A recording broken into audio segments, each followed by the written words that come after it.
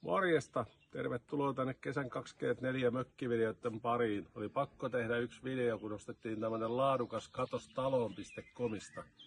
Ihan tähän laiturille sitä asenneltiin jo viime sunnuntaina ja ei ollut ihan helppo projekti. Tähän on käytetty tuntitolkulla aikaa. Tässä on ollut ensinnäkin vääränlaiset käyttöohjeet. Tää maksoi 541 €.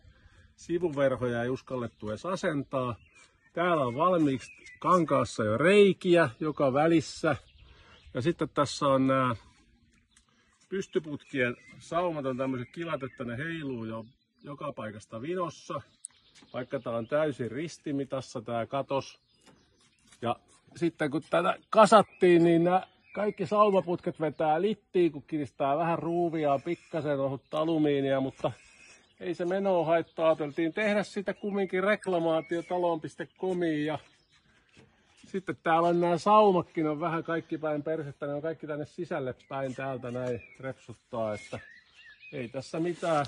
Toivotetaan hyvää kesää ja otetaan ihan pikkusen olutta tänään. Hyvää kesää!